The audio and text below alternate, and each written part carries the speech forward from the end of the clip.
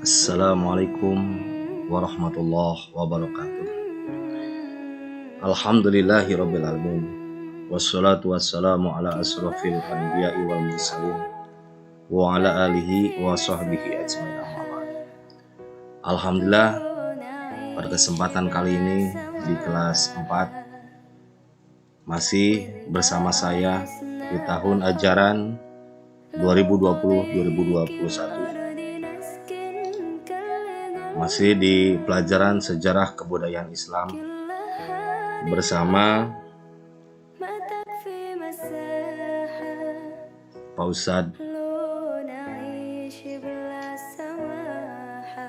Ustadz Muhammad Margono. Dalam kesempatan ini di kelas 4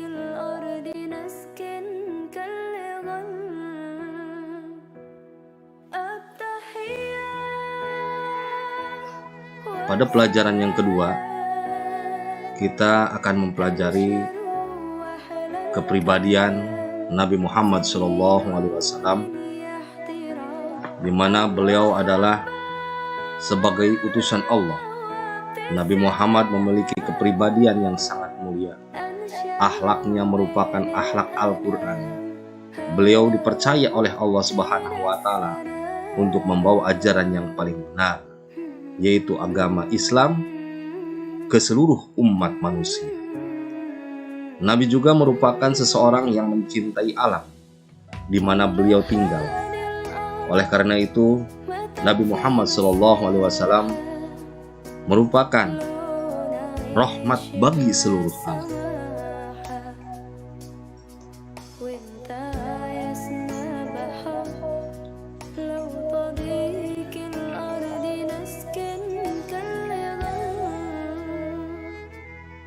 Di dalam salah satu firman Allah bahwa Rasulullah SAW sebagai rahmat bagi seluruh alam, di dalam surat Al-Anbiya ayat 107, A'udzubillahi minasyaitonirrajim, wa ma arsalnaka illa rahmatan lil alamin. Dan kami tidak mengutus engkau Muhammad melainkan untuk menjadi rahmat bagi seluruh alam.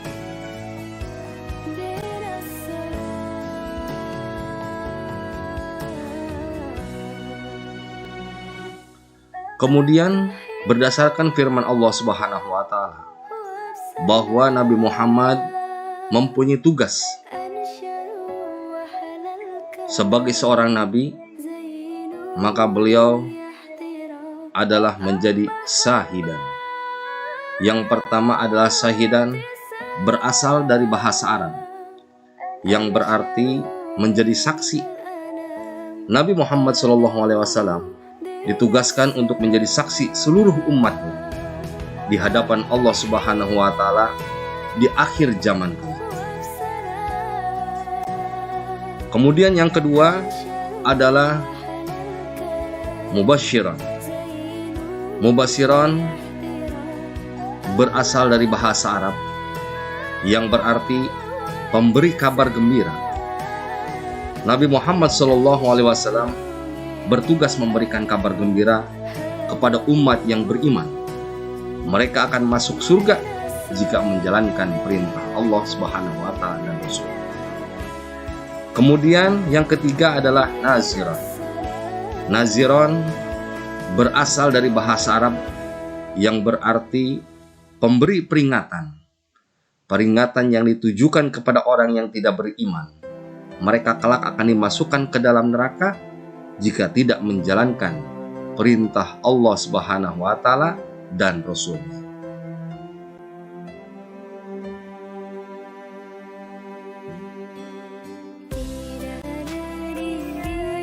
Kemudian yang keempat adalah da'iyan ilallah. Da'iyan ilallah berasal dari bahasa Arab yang berarti penyeru kepada agama Allah Subhanahu wa Ta'ala. Tugas Nabi Muhammad SAW ialah menyeru seluruh umat manusia agar menyembah kepada Allah Subhanahu wa Ta'ala. Kemudian selain tugas yang sudah disampaikan, adalah sebagai sirajam muniro, berasal dari bahasa Arab yang berarti cahaya yang menerangi.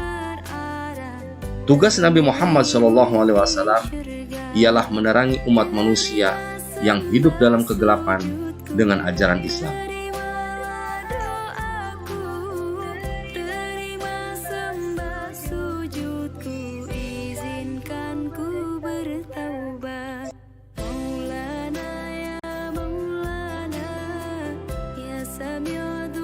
Selain tugas-tugas, adapun sifat-sifat mulia Nabi Muhammad SAW sebagai utusan Allah Subhanahu wa Ta'ala. Nabi Muhammad SAW memiliki sifat mulia yang terdapat pada 4 sifat bagi Nabi dan Rasul yang juga dimiliki oleh Nabi Muhammad SAW. Apa di antaranya? Yang pertama adalah sifat sidik, yang berarti benar, jujur. Setiap Nabi dan Rasul memiliki sifat yang jujur dan benar dalam setiap perbuatan, sehingga mustahil bagi Nabi Muhammad SAW bersifat kizib, yang berarti berdusta. Kemudian yang kedua adalah sifat amanah. Amanah artinya terpercaya. Semua Nabi dan Rasul memiliki sifat amanah. Bahkan Nabi Muhammad SAW sejak dulu dijuluki dengan Al-Amin. Maka sebagai seorang Nabi dan Rasul, mustahil memiliki sifat khianat, yang berarti mengkhianati amanah yang dipercayakan kepada. Kemudian yang ketiga adalah tabligh, yaitu artinya menyampaikan. Maka setiap Nabi dan Rasul berkewajiban menyampaikan perintah dan larangan Allah Subhanahu wa Ta'ala. Maka mustahil bagi Nabi dan Rasul bersifat kitman atau menyembunyikan pesan. Dan yang keempat sifatnya yaitu fatona, yang berarti bijaksana dan cerdas. Maka seluruh Nabi dan Rasul diutus oleh Allah Subhanahu wa Ta'ala untuk memecahkan segala permasalahan yang dihadapi umatnya, sehingga para Nabi dan Rasul harus bijaksana dan cerdas dalam mengambil setiap keputusan yang dihadapi. Mustahil bagi Nabi dan Rasul bersifat baladoh atau bodoh.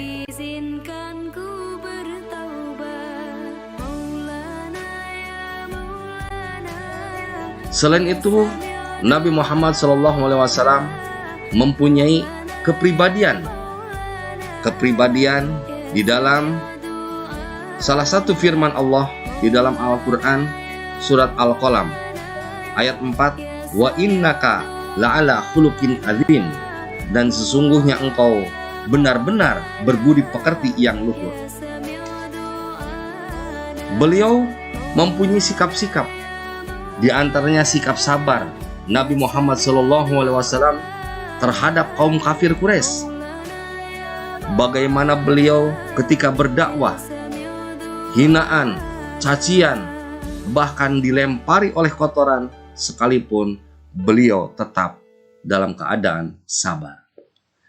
Kemudian sikap yang lain, di antaranya yaitu kepedulian Nabi Muhammad SAW terhadap sesama. Terhadap siapa saja?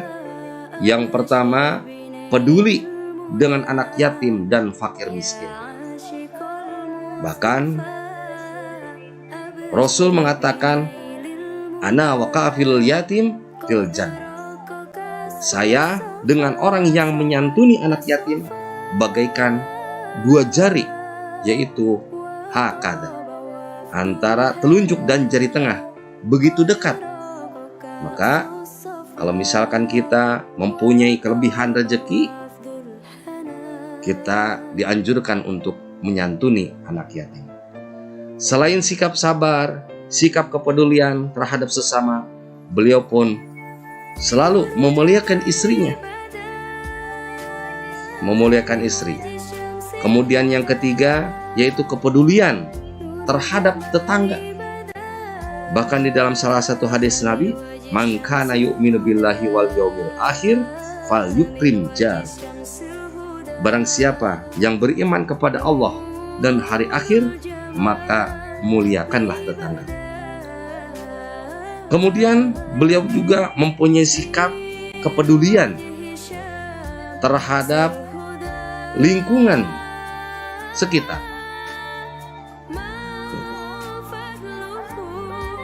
Selain itu, beliau mempunyai sikap santun di dalam menyampaikan kebenaran. Kita tahu bahwa beliau berdakwah. Sejak beliau berdakwah, mulai dari sembunyi-sembunyi sampai beliau berdakwah terang-terangan, beliau berdakwah menyampaikan kebenaran secara santun.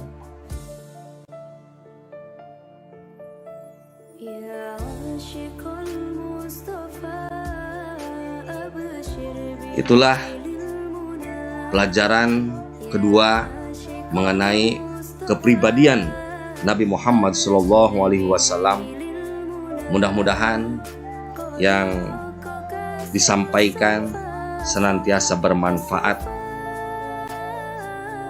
senantiasa menjadi teladan di dalam kehidupan sehari-hari, menyontoh Nabi besar kita, Nabi Muhammad SAW. Dan pada akhirnya, mudah-mudahan kita senantiasa diberikan kesehatan oleh Allah Subhanahu wa Ta'ala. Dan akhirnya, billahi taufiq wal hidayah. Assalamualaikum warahmatullahi wabarakatuh.